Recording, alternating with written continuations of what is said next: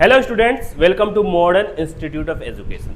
आज हम लोग क्लास 12 का हिंदी को पढ़ने वाले हैं, जिसका नाम है अर्धनारीश्वर। ये चैप्टर 4 में है ना। इसको जो लिखे हैं अर्धनारीश्वर को, वो लिखे हैं रामधारी सिंह दिनकर। पहले हम लोग क्या करेंगे, रामधारी सिंह दिनकर के बारे में जानेंगे पूरा बेहतरीन से। उसके बाद हम लोग क्या करेंगे बाबू रे, अर्धनारीश्वर कहानी के बारे में पूरा बेहतरीन से जानेंगे। ठीक है, ये हम लोग का वन शॉट वीडियो आएगा। और ये वीडियो जो है ना 2026 में जो बच्चा एग्जाम देने वाले हैं उनके लिए बहुत इंपॉर्टेंट है, तो ध्यान से देखिएगा, है ना। इसमें आप लोग को ऑब्जेक्टिव सब्जेक्टिव सब बताया गया, तो मन लगा के देखिएगा, मन लगा के पढ़िएगा, ध्यान समझिएगा, है ना। कोई भी दिक्कत होगा तो कमेंट में पूछ लीजिएगा।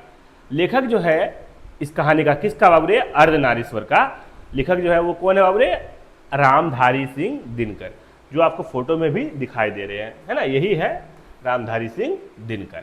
इनका जो जन्म हुआ था 23 सितंबर 1908 ईस्वी सिमरिया जगह गांव है, वहां पे हुआ था, है ना बाबरे। ये बिहार में है। सिमरिया कहाँ है बाबरे, बिहार में गांव में हुआ था, है ना। सिमरिया गांव में हुआ था। जिला कहाँ था बाबरे, मुंगेर जिला था। कौन सा राज्य बाबरे, बिहार राज्य में। जन्म कब हुआ था, क्वेश्चन पूछ सकता है। 23 सितंबर 1908 ईस्वी, सिमरिया गांव, मुंगेर, बिहार में, है ना। उनका जो निधन हुआ कब, वो डेट किए बाबरे 24 अप्रैल 1974 ईस्वी को। ठीक है। प्रमुख उपाधि उनका क्या है, राष्ट्र कवि थे वो। क्या थे बाबू रे, राष्ट्र कवि। भाषा शैली वीर रस, ओजस्वी एवं प्रेरणादायक काव्य, है ना। ये ओजस्वी और प्रेरणादायक काव्य थे, है ना। इनका जो कहानी थी, ये प्रेरणा मिलता था इनका कहानी से। प्रमुख कृतियां, ये बहुत सारा किताब भी लिखे, बहुत सारा कहानी लिखे। सबसे पहला क्या लिखे थे बाबू रे, कुरुक्षेत्र, उनका बहुत ज्यादा फेमस हुआ। उसके बाद रश्मिरथी, उसका संस्कृत के 4 अध्याय, है ना। संस्कृत के 4 अध्याय रामधारी सिंह दिनकर लिखे हैं, है ना। संस्कृत के 4 अध्याय, जो संस्कृत किताब है ना उसका, है ना बाबरे। उर्वशी, इसके लिए ज्ञानपीठ पुरस्कार मिला। उर्वशी जो लिखे हैं तो इसके लिए क्या मिला उनको बाबरे, ज्ञानपीठ पुरस्कार मिला। परशुराम की प्रतीक्षा, ये भी लिखे थे, है ना बाबरे। इतना सारा कहानी, और भी कहानी लिखे थे, मगर ये प्रमुख हुआ, मतलब फेमस हुआ, है ना बाबरे।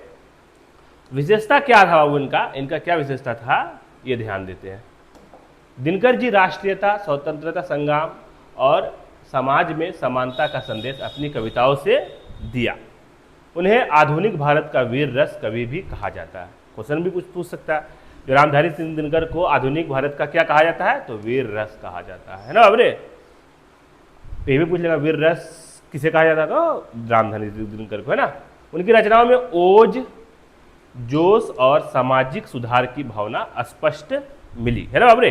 ये सब चीज उनका रचना में जो कि लिखते थे उसमें मिला। अर्धनारीश्वर, अब आ जाते हैं बाबू, उनके बारे में हम पूरा बेहतरीन जानेंगे।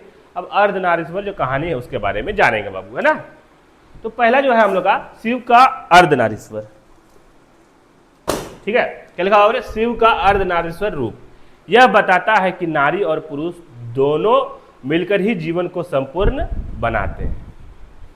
केवल पुरुष या केवल स्त्री अकेले जीवन को आगे नहीं बढ़ा सकते। यह रूप संतुलन और समानता का प्रतीक है। मतलब जीवन को आगे बढ़ाने के लिए स्त्री और पुरुष को सेम रहना हो रहा है। कहीं कहीं पे आप देखिएगा स्त्री के साथ में भेदभाव किया जाता है ना बाबू, तो ये गलत है। जितना आप हक देते हैं स्त्री को, जितना आप देते हैं हक पुरुष को, उतना स्त्री को भी दीजिए। जितना हक स्त्री को देते हैं उतना पुरुष को भी दीजिए ना।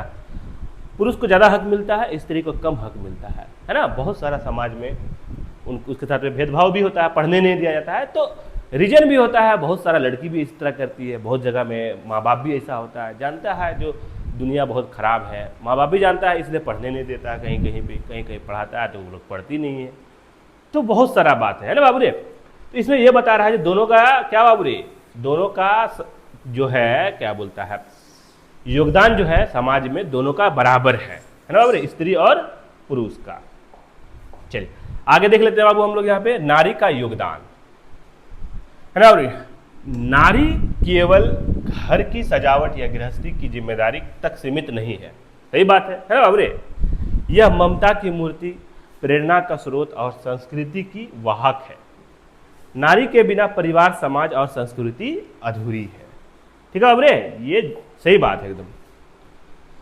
नारी की विभिन्न रूप, जब वह मां बनती है तो करुणामयी और वात्सल्य की धारा बन जाती है ना बाबरे। जब माँ बनती है तो वो अपना बच्चा के लिए किसी से भी दुनिया में लड़ जाएगी, है ना बाबरे। जब नारी माँ बनती है। जब प्रेरणा देती है तो पुरुष के जीवन में उजाला भर देती है। जब अत्याचार होता है तो वही दुर्गा और काली बनकर समाज की रक्षा करती है ना बाबरे। इस प्रकार नारी में कोमलता और शक्ति दोनों का संगम है ना बाबरे। बात समझ में आ रहा है, कोई दिक्कत नहीं है। पुरुष और नारी का समानता, पुरुष शक्ति है तो नारी उसका आधार है ना बाबरे। पुरुष शरीर है तो नारी आत्मा है। पुरुष को तेज कहा गया तो नारी को शीतलता कहा गया। दोनों एक दूसरे के बिना अधूरे हैं। जैसे चांद और सूरज मिलकर दिन और रात का संतुलन बनाते हैं, वैसे स्त्री और पुरुष जीवन को संतुलित करते हैं। ठीक है। कविता का संदेश, ये कविता जो है ये क्या संदेश देता है इसको ध्यान से समझेंगे, है ना बाबरे। तो दिनकर जी यह संदेश देते हैं कि नारी को कमजोर या केवल सहानुभूति की पात्र मानना गलत है। नारी और पुरुष दोनों समान रूप से समाज की प्रगति और जीवन की पूर्णता में भागीदार है। शिव का अर्धनारीश्वर रूप इस समानता और पूरकता का प्रतीक है। निष्कर्ष क्या में निकलता है इस कहानी से बाबू हम लोग का, है ना। अर्धनारीश्वर कविता हमें सिखाती है कि स्त्री और पुरुष एक दूसरे के बिना अधूरे हैं। नारी केवल कोमलता का प्रतीक नहीं बल्कि शक्ति और प्रेरणा की मूर्ति है। जीवन और समाज तभी संतुलित रहेंगे जब स्त्री पुरुष दोनों को समान अधिकार और समान सम्मान मिलेगा, है ना बाबरे। अब आ जाते हैं बाबू हम लोग इस चैप्टर का ऑब्जेक्टिव, जो हम लोग 1 नंबर का क्वेश्चन आता है एग्जाम में उसकी तरफ, है ना बाबरे। तो पहला क्वेश्चन कह रहा है बाबू हम लोग को अर्धनारीश्वर कविता के कवि कौन है। तो ये जान गए हम लोग, रामधारी सिंह दिनकर, है ना बाबरे। ये तो 100% जितना कविता कवि है उसको याद रखिएगा, जो लिखे हैं लेखक का नाम याद रखिएगा इसमें भी, जैसे इंग्लिश में बताया है सेम टू सेम, है ना बाबरे। दूसरा है अर्धनारीश्वर रूप किसका है, तो किसका है बाबरे, शिव का, है ना। आगे देख लेते हैं बाबरे। नारी को किसके समान बताया गया, तो शक्ति के समान बताया गया। पुरुष को किसका प्रतीक बताया गया, तो शरीर का प्रतीक। नारी किस रूप किस तुलना ममता मूर्ति से की गई, तो माँ की, है ना बाबरे। दिनकर जी किस युग के कवि हैं, तो राष्ट्रीयता और वीर रस, आधुनिक युग भी होगा, है ना बाबरे। नारी को करुणामयी और वात्सल्य स्रोत कब कहा गया, जब वह माँ बनती है। याद रहेगा। कविता का मुख्य संदेश क्या है, नारी पुरुष की समानता। शिव का अर्धनारीश्वर रूप किस बात का प्रतीक है, स्त्री पुरुष की समानता। स्त्री पुरुष की समानता, है ना। दिनकर जी की रचनाओं में प्रमुखता किस विषय को मिली, तो राष्ट्रीयता और समानता को मिली। हम लोग आ जाते हैं बाबू अब 1 नंबर क्वेश्चन आंसर की तरफ, जो लघुत्तरी एग्जाम में आएगा। ठीक है बाबू, उसकी तरफ चलते हैं हम लोग। तो हम लोग का यहाँ पे पहला क्वेश्चन कह रहा है अर्धनारीश्वर का क्या अर्थ है। तो शिव का वह रूप जिसमें आधा स्त्री पार्वती और आधा पुरुष का है ना बाबरे। कविता का मूल संदेश क्या है, नारी और पुरुष दोनों मिलकर जीवन को पूर्ण बनाते हैं। दिनकर जी ने नारी के किस रूपों का वर्णन किया, तो माँ, प्रेरणा, स्रोत, शक्ति और करुणा का। याद रहेगा।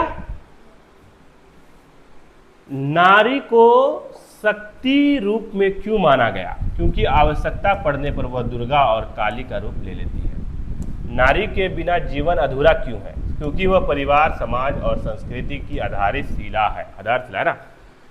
6 नंबर, पुरुष को क्या कहा गया, तो पुरुष को शरीर और शक्ति का प्रतीक कहा गया।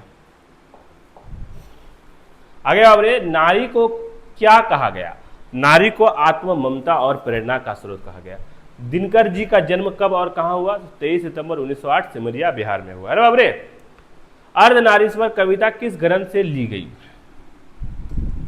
तो ध्यान से समझेंगे। यह कविता दिनकर की रचनाओं में नारी पुरुष समानता पर आधारित है, काव्य संकलन से लिया गया, है ना बाबरे। नारी और पुरुष को किसके समान बताया गया है, तो सूर्य और चंद्रमा की तरह एक दूसरे को के पूरक बताया गया। अब आ जाते हैं बाबू हम लोग यहाँ पे दीर्घ उत्तरी क्वेश्चन आंसर के तरफ। पहला क्वेश्चन कह रहा है गुरुजी हम लोग को, अर्धनारीश्वर कविता में नारी और पुरुष की समानता को कैसे प्रस्तुत किया गया। तो दिनकर जी ने शिव के अर्धनारीश्वर रूप के माध्यम से यह बताया है कि नारी और पुरुष दोनों मिलकर ही जीवन संपूर्ण करते हैं। पुरुष शक्ति है तो नारी उसका आधार। पुरुष शरीर है तो नारी आत्मा, दोनों एक दूसरे के बिना अधूरे हैं, है ना बाबरे। आ जाते हैं हम लोग 2 नंबर। 2 नंबर कह रहा है गुरुजी हम लोग को